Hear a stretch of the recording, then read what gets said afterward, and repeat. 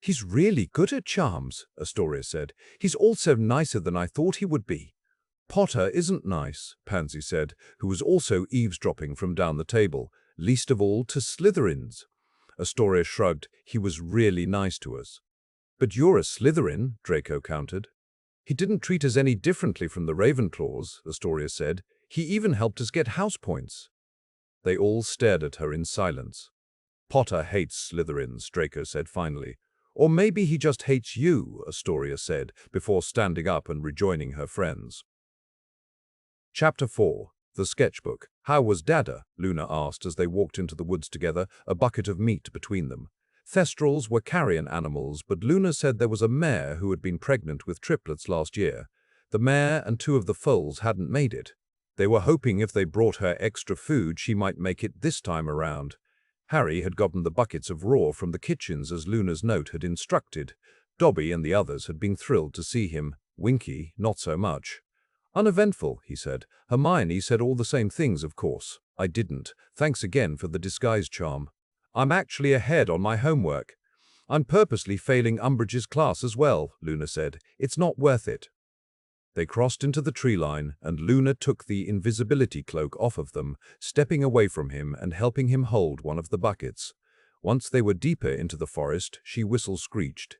A single Thestral trotted out, prancing in place, its great black wings splayed behind him. "We brought food," Luna said.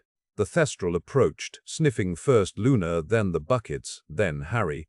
It snorted in Harry's face, then flapped backwards with a screech. It trotted ahead, periodically looking over its wings at them as it led them deeper into the forest to the larger herd. Luna went right to the female who was laying down, stomach bulging with foals. The rest of the herd got tense, but relaxed when first Luna and then Harry went to their knees in the leaves. "She still has a few weeks until she's due," Luna said, stroking the mare's neck. Harry opened the top of the first metal bucket. He held out a hand to halt the others from rushing them.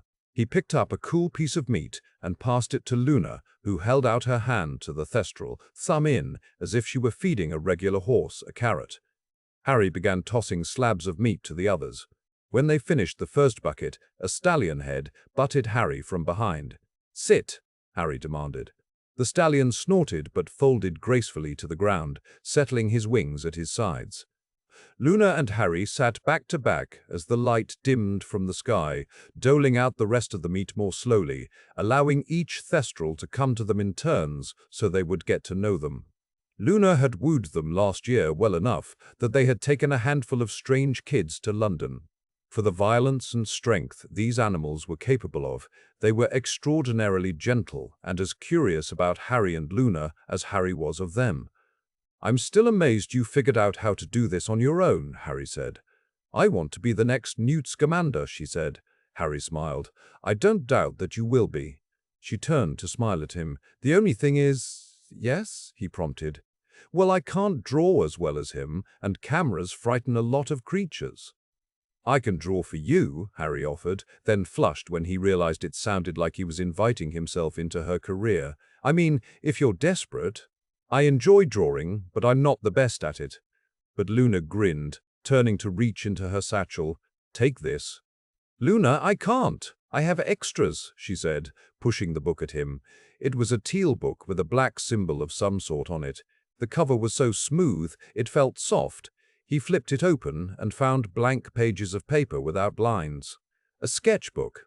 "Thank you," he said. "You'll need it," she said, "if you're going to be my artist." He grinned, wrapping an arm around her shoulders. The Delicate Art of Raising Thestrals, written by renowned magazoologist Luna Pandora Lovegood, illustrated by her assistant Harry J. Potter. Her laughter seemed to light the entirety of the Forbidden Forest. Harry fell asleep too easily that night. He didn't even remember his head hitting the pillow. Pain tore into him, rousing him into awareness as the Cruciatus curse ripped and shredded through his every nerve. He didn't scream. He wouldn't give the bitch the satisfaction. He felt her lips at his ear, her breath, warm then cool as she cooed. "You have to mean it, Harry." She took his earlobe between her teeth and bit him. Harry fell out of bed, scrambling up off the floor. He paused only long enough to grab his glasses before he rushed toward the bathroom. His limbs felt leaden and hot liquid obscured his vision. He made it to the sink. He shoved his glasses on before daring to look up into the mirror. Blood dripped from his scar, painting the right side of his face in crimson streaks. Shaking, Harry leaned closer, seeing that the scar had not only burst open like a new cut, but that it had widened, chasing down his face for all the world to see. He would have needed a mask to cover it up. It stretched from his hairline to the bridge of his nose, like a chasm cleaving through his profile. Blood was still actively seeping from the wound, and he knew he would need stitches. Seeing it made it hurt more sharply, but the physical pain of it wasn't the worst. No, the worst was that one of his irises had changed from green to maroonish red, inhuman and ugly. He leaned forward to see the change more closely. When his nose nearly touched the glass, something in his face changed. Harry knew it was not his own eye. The thought seemed to give his reflection permission to morph. The figure that peered back at him was still pale, still skinny, but his hair was lighter and more orderly. His expression changed to something cruel as he looked at Harry with possessive satisfaction.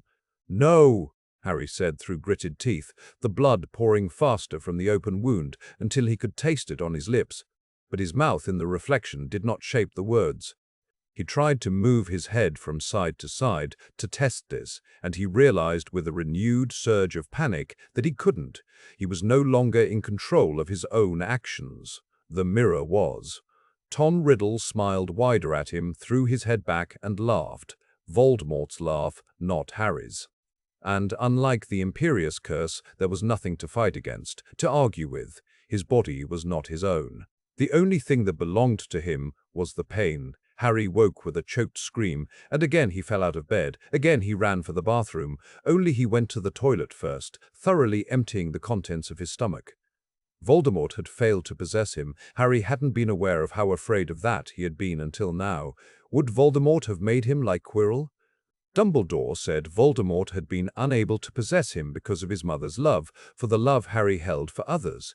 But if that wasn't true, what if it was something else? What if Harry was weaker this year, more worn down? And not knowing the possible dangers, Voldemort might try again, only this time succeed. He had no one to go to for help with this. He thought Snape might kill him if he tried attacking his mind when he was this weak. He was dry-heaving now, his throat burning, his body rigid with the strain. God, it hurt. His heart thundered. Something inside his chest seemed to writhe as a pounding headache grew behind his scar throughout his face. He had to use the wall to pull himself to his feet. The space between the stall and the sink seemed far too wide as he kept his focus on the floor below him. Either a lifetime or a minute later, he was back to gripping the sink, just as he had in the nightmare. He was afraid to look in the mirror, afraid to touch his face. That suggests that what you fear the most of all is fear. Very wise, Harry, Lupin had told him once. Harry let out a long breath. Such wisdom was useless if he couldn't face it. He looked up, and he saw that though his scar was inflamed, it wasn't bleeding and it hadn't grown. He straightened his skewed glasses that he must have fallen asleep with. Both of his eyes were still green. He exhaled in a rush. Just a nightmare. Likely one that was just a nightmare. No corridors, just his subconscious dragging him through hell. His own fault for thinking he could get more than 2 hours of sleep. Harry? Harry jumped, spinning, his wand arm raised in a flash, but he had no wand. Where was his wand? The mirror shattered. Harry threw his arms up around his face as he was thrown to the ground by the force of it.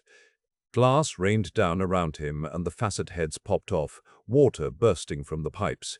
His ears began to ring, the sounds of water fading away. "Get McGonagall!" someone yelled in the distance. "Harry, don't move!" Ron, that last voice was Ron. Harry didn't move as he watched water funneling down the drains through the droplets on his glasses. Reddish-pink blood dotted the tiled floor to be washed away. He must have been cut. "Reparo!" Harry looked up to see Fred and George. Harry hissed as the mirror shards were lifted from his side to reform the mirror. George was suddenly beside him. "Harry? Harry, mate, can you hear me?" Harry was shaking. He was so fucking tired. Sirius had died, but he wasn't. The world had fallen apart, but it hadn't. But it would. Harry felt like he couldn't breathe, like he would be all right if he could just catch his damned breath. But that was asking a lot of the universe. At this point, his life was just one long series of unfortunate events after another. The water stopped soaking him, and McGonagall seemed to appear out of the ether. Was he losing time? Was he in shock? Plausibly. Sirius, Death Eaters, Voldemort, the Forsaken Prophecy, his friends getting hurt because of him, and then time travel. Yeah, shock seemed pretty plausible. "Mr. Potter, are you all right?" McGonagall said, reminding him she was still there. His teeth were chattering, the water had been cold, and all he could say was, "Wand." "I'll get it," Ron called from where he had been standing just inside the doorway. "Mrs. Weasley," McGonagall addressed the twins. "Could you help Mr. Potter to the hospital wing?" Harry shook his head, but he couldn't get the words out to tell her he didn't need to go to the hospital wing. "What happened?" Dean asked. "Accidental magic," McGonagall answered tightly. Fred and George stilled, staring at her. "He's 15. Almost 16, Harry couldn't say. Seamus poked his head in. "That's impossible." Her head ratcheted stiffly toward him. "Then did you cast a blasting hex on your own bathroom mirror, Mr. Finnegan?" Seamus slowly retracted his head. Harry met McGonagall's gaze. He swallowed hard as he got his feet under him with an embarrassing amount of help from Fred and George on either side of him. "I want to go to class," he said clearly, even though the words hurt his throat. Note to self, screaming at headmasters takes longer than 72 hours to recover from. "Mate, you were screaming in your sleep," Ron informed him. "Or that." "It's dawn," McGonagall said, making Harry notice she was still in her sleeping robes even though her hair was already done up. "You have time for Madame Pomfrey to look you over." "What happened?" Ron asked, following behind them. Neville, Dean, and Seamus got out of their way. "Nightmare," Harry said. "And the mirror?" McGonagall asked. "I spooked, I guess," Harry answered, watching her profile as they descended the steps. Her expression tensed further. He had to know. "I thought accidental magic was common." "Not after 4 years at Hogwarts," McGonagall answered, avoiding eye contact. "What's wrong with me?" he asked, his panic returning in a rush as the 5 of them stepped out of the porthole. She looked at him sharply. "Absolutely nothing." "Then why?" he asked. She finally met his gaze. "Because you are extremely powerful." That pulled him up short, and he met her gaze, feeling for some reason as though he was truly seeing her for the first time. "So this happened to you?" Her lips thinned. "It happened to my mother and Severus's Professor Snape's mother as well." Harry frowned. "How do I fix it?" She halted, Fred, George, and Ron stopping as well. Fred and George were basically carrying Harry at this point. "You will not be returning to the Dursleys this coming summer, Mr. Potter. You will be staying with me at my summer cottage if it comes to it, no matter what Dumbledore says. You should never have been placed with them, and I am sorrier than I can say that you were." Harry was at once warmed and chilled by her words. On one hand, yeah, no more Dursleys. On the other hand, unbeknownst to anyone save Luna, he had been at Hogwarts for months and hadn't seen the Dursleys at all in that time. So whatever McGonagall thought the problem was, she was probably wrong. Feeling ill again and having no desire to embarrass himself further, he kept his mouth shut the rest of the way to the hospital wing. Harry apologized to the twins for getting blood all over their robes. "Shut up," Fred said. George nodded. "Bleed on us anytime you like." "Besides," Fred said, pulling his wand, "we have just the spell for this." And with a swift flick, they were clean. Including Harry, though, as his cuts were still bleeding, that didn't mean much as he dripped onto the white of the hospital bedsheets. Harry glanced at the 2 witches nervously, knowing it was a bad sign that McGonagall had pulled Madame Pomfrey aside to talk before bandaging him up. When the Mediwitch came back to them, she was scowling as she inspected the cuts and began putting ointment on them, starting with his face. "You will remain here for the morning and can attend care of magical creatures in the afternoon after lunch, which you will also have here," McGonagall said. "But I'll miss charms and transfiguration," Harry exclaimed. Ron snorted and muttered something that sounded suspiciously like Hermione. "Today in charms, the class will be revising on the summoning charm, which you already proved in the Triwizard Tournament to be quite skilled at. As for my class, I don't doubt your ability to learn the vanishing spell. It was unfair because he knew it already, but he couldn't give them any reason to think he wasn't fit to be a TA. I do know that spell. I can do it now if you like, he offered, trying and probably failing to hide his panic. McGonagall blinked at him, her jade eyes unreadable. But without further questions, she conjured a snail at the end of his bed. Wait, Madame Pomfrey said, but Harry already had his wand pointed, and a second later the snail vanished. Fred whistled. McGonagall looked surprised, though nowhere near as pleased as Harry would have liked. Still, she said, 15 points to Gryffindor. But I'm afraid you've just made the point of attending class moot. Aside from those 2 spells, all you would achieve in class are enduring lectures on the importance of OWLs for future careers. Rest up, Mr. Potter. Thank you, Professor. She nodded and turned on her heel without another word. Harry had the sinking suspicion he was in deep trouble. I'll let Hermione know what happened, Ron said. I need to go get dressed. He was still in pajamas. I'll meet you down at Care of Magical Creatures. Thanks, Fred, George, for the help, Harry said. They nodded, waving awkwardly as they left. Harry sighed. I want you to stay the night, Madame Pomfrey said. Harry met her gaze. One condition. She raised an amused brow. Oh? Could I have a dreamless sleep potion, please, just for tonight? He asked, voice coming out smaller than he intended it to be. Her amusement fell away. She touched his hair gently. I can arrange that, Mr. Potter. He sighed, allowing himself to be shepherded under the covers. 3 days into the past, yet it somehow already felt like a lifetime. Hard to believe this was just the beginning. Minerva didn't bother to dress. She went straight to Albus's tower, using her magic to transform her night robes into day clothes. Minerva, Albus greeted, standing graciously from behind his desk. Harry lost control of his magic this morning, she said without preamble. Is everyone all right? He asked. Aside from Harry, she asked. Fine. He shattered the bathroom mirror and suffered only a few surface cuts. What was he trying to do? Albus asked. Nothing. He had a scare, she explained. Albus, he didn't have his wand. Albus paled and sat back in his seat. He took off his glasses and put a hand to his face. My mother did not die from it, Minerva said gently, being one of the few people who knew how Albus had lost his little sister. Your mother, Albus said, not looking up at her, recovered because she had the freedom and love to recover. What do we have to offer, Harry?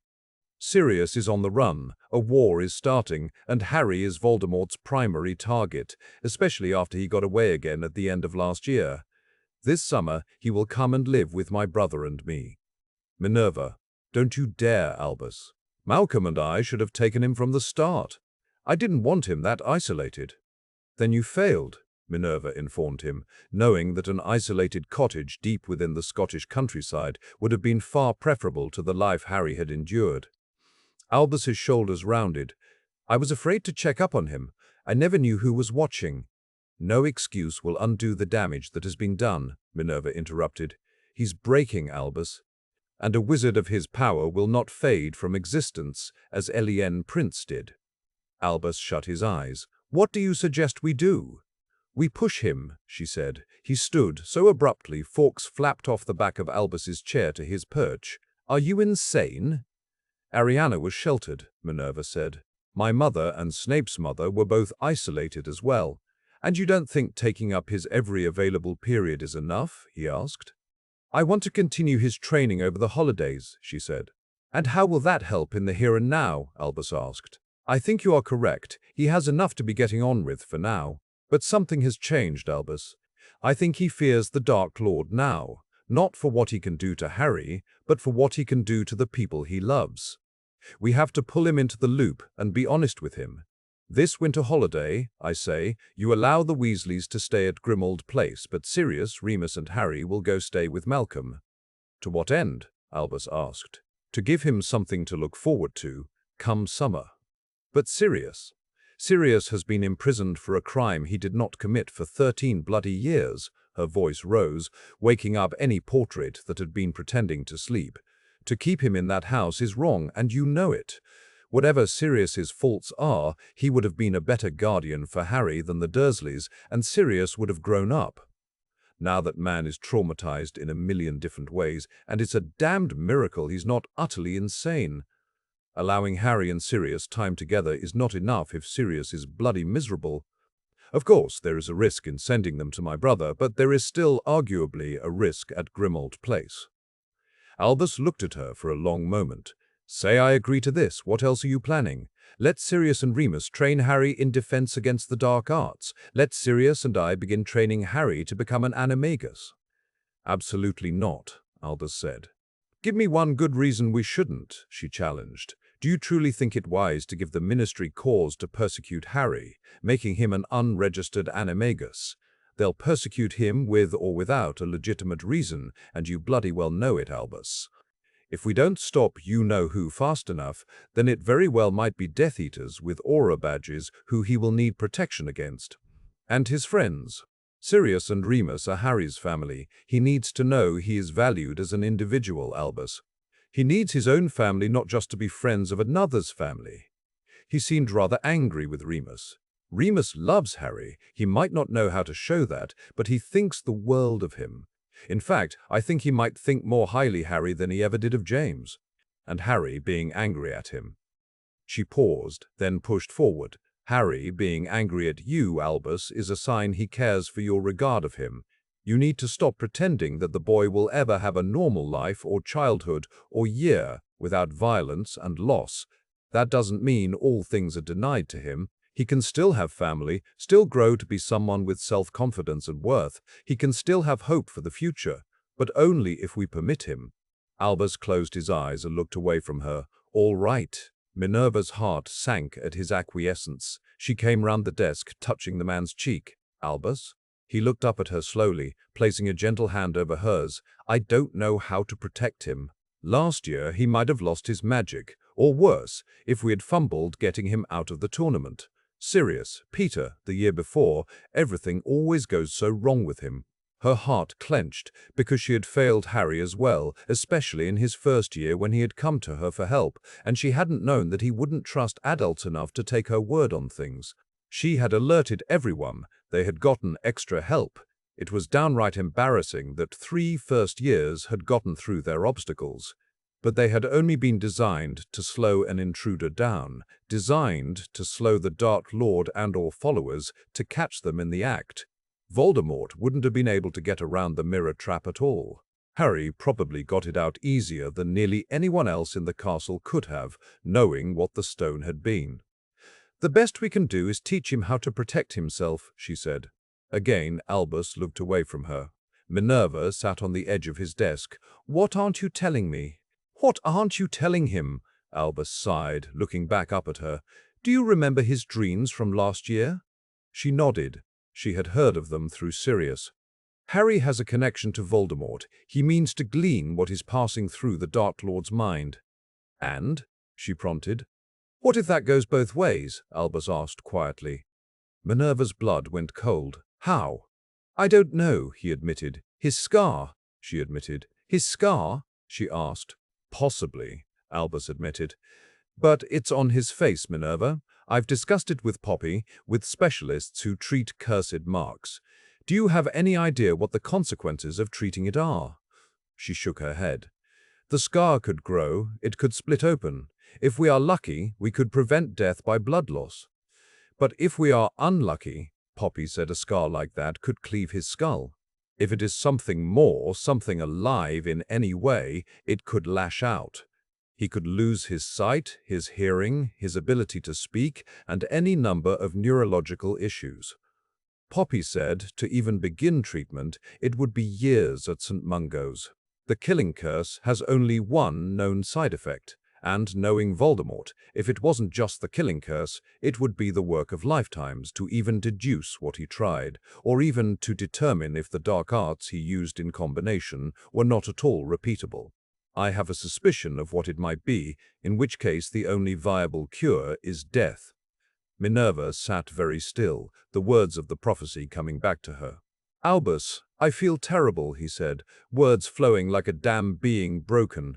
I see how much he is hurting, struggling, and I'm afraid to speak with him. I'm afraid that if Voldemort guesses how much I care for Harry, that he will use that connection to get at me. When did you begin to suspect? His second year, his fourth year, is when I realized how bad it could be, he said, dejected. She took his hand. Harry is not alone, and neither are you. Voldemort could learn where you are if he sees Malcolm through Harry's eyes. So we see to it that Harry has a portkey in reach and we have a trap in place, Minerva said. But we can't send him back to the Dursleys. He might be in greater danger from himself than the Dark Lord now. Albus squeezed her hand. I didn't know. That's no excuse. But I didn't understand how badly they were treating him. He met her gaze. How could they not love him? How could Petunia not adore him? I know he was being underfed. I knew he didn't have many friends. I couldn't have guessed they would hate him. Petunia wanted to be a witch. Jealousy is a poison. And even gone, Petunia lives in Lily's shadow. That wound is deepened by the fact that Lily is younger and that their parents are gone. Albus closed his eyes. It wasn't until I pressed Arabella this summer did she indicate how bad it was. Her reports always described him as such a compassionate soul that he enjoyed drawing and reading. She said he didn't get along with his cousin, which is why I assumed he was left behind for family trips. She never implied that. His voice trailed off in empty defense. She realized how much guilt he must be harboring over this. Minerva sighed. I think Petunia blamed Lily for their parents' deaths. His eyes snapped open. That is not Harry's fault. No, but he was an easy target. Albus looked pained. I didn't. She squeezed his hand in both hers. You see the best in people, Albus. You see the best in people, Albus. It is one of your greatest strengths and one of your greatest blind spots. Petunia is not all evil, so you could not see what evil she was capable of. You think I would have learned better at my age, he said. She knew he was thinking of Grindelwald, and all she could think to say was, Sometimes, Albus, it is not what we do wrong in the end that matters, but what we do when we realize we are wrong. We cannot undo the harm done to Harry and Sirius. We can help them grow stronger so that they may learn to overcome it. Albus was quiet for many long moments before asking, Do you think Malcolm would take Sirius in sooner than the winter holidays? Minerva smiled. My brother always wanted a dog. Hermione got the vanishing spell on the third try, and allowed herself a small smile when McGonagall granted their house 5 points. Harry got it on his first try. Hermione looked at Ron. What? Her worry for Harry was immense. Ron, Neville, Dean, and Seamus all seemed deeply shaken by whatever had happened this morning that had landed Harry in the hospital wing on the second day of term. It might have been a record, except Harry had been admitted to the hospital wing the night before term started third year because of the Dementor. Nightmares and accidental magic wasn't a good enough explanation for her. Harry, he got it on the first try. He seemed really upset to have been missing charms and transfiguration. He's changed, Hermione said worriedly. Ron nodded and said in a low voice, You should have seen his face. I've never seen him so afraid, not ever. Hermione's heart twisted, and saying that of Harry, who had literally faced dragons and dark lords, was no small thing. We will be there for him, she said firmly. Ron nodded and tried and failed again to do the vanishing spell. Harry held the bowtruckle gently as Hermione sketched out its head. They were all sitting in the grass. Harry had made a comment about never being able to find the bowtruckles if they got loose, which somehow prompted the entire class to sit in a circle. Thanks for letting us draw you, Harry said to the stick person. The bowtruckle blinked up at him and began running its nails over Harry's fingers, as if Harry had suddenly become interesting, as if they were studying Harry as Harry was studying them. Talking to the stick, Potter? Draco asked. Harry looked between Draco and the bowtruckle, and with his free hand tapped his chin. From what I can tell, the bowtruckle appears to have a greater verbal comprehension than you. So, he shrugged. Going to apply for Hagrid's job next? Draco sneered. Harry raised a brow. As opposed to your father's noble profession? What does he do again? Hair modeling for witches' shampoo companies. Not snorted a laugh. Blaise Zabini looked away to hide a smile. You'll be lucky to be a sliver of the man my father is, Draco bit out. Malfoy, I shrugged off Barty Crouch Jr.'s imperious curse and Voldemort's imperious curse. I hate to break it to you, but I'm already a better man than your father. Did you really fight the Dark Lord? Not asked. Harry shook his head. Something weird happened with our wand cause. It was dumb luck I got away. But he didn't break me, at least. He didn't have the time to. Then you aren't as arrogant to think you can actually take on the Dark Lord? Not asked. Harry nodded. I think the chances of me dying a natural death at this point is a ludicrous joke. Hermione made a face, but Harry went on. Luckily for me, Voldemort's luck appears to be as shitty as mine. You're a very positive person, Daphne Greengrass remarked. He smirked at her. I'm thinking of changing my name to Sunshine. Daphne nodded seriously. The Dark Lord defeated by Sunshine. It could work. Harry laughed. Grubbly, Plank came around. How's everyone doing? Fine, Professor, Not answered. When Harry turned back to look at his friends, Hermione and Ron were gaping at him. What the hell was that? Ron asked. Harry raised a brow. What was what? You being nice to Slytherins? He lowered his voice. Not's father is. Stop, Harry interrupted. I'm not the Dursleys, and while Malfoy might be his father's mini-me, that doesn't mean everyone is. Or are you harboring a collection of batteries Hermione and I are unaware of? Ron's face turned pink. Don't you dare say anything about I'm not, Ron, Harry said. I'm just saying we shouldn't judge people by their families. Even if you like your family, that doesn't mean you are who your parents are. Hermione looked very pleased. You're absolutely right, Harry. Ron grumbled a reluctant affirmative. He caught Malfoy and the other Slytherins watching them surreptitiously as they packed up. Ron could hold a grudge, something Harry had in common with him, but he also knew Ron would come around. If Harry could get the Slytherins to loosen up a little, he might be able to set up the DA club earlier, maybe even have some of the Slytherins to join, aside from Malfoy and his friend group. He wasn't fool enough to trust them as far as he could throw them. Harry would never have bet on not being a reasonable person, but maybe Dumbledore was right about everyone deserving a chance. I really like your sketchpad, Hermione said as Harry gently placed the bowtruckle into its magically expanded home. Harry smiled. Thank you, Luna gave it to me. When did you two get so close? Ron asked. Harry shrugged. We kept in touch over the summer. Hermione and Ron winced. Harry didn't understand why, until he remembered how he had torn into them both for not telling him anything over the summer when he had first arrived at Grimmauld Place. He sort of wanted to apologize, knowing everything Ron and Hermione had endured in the coming year.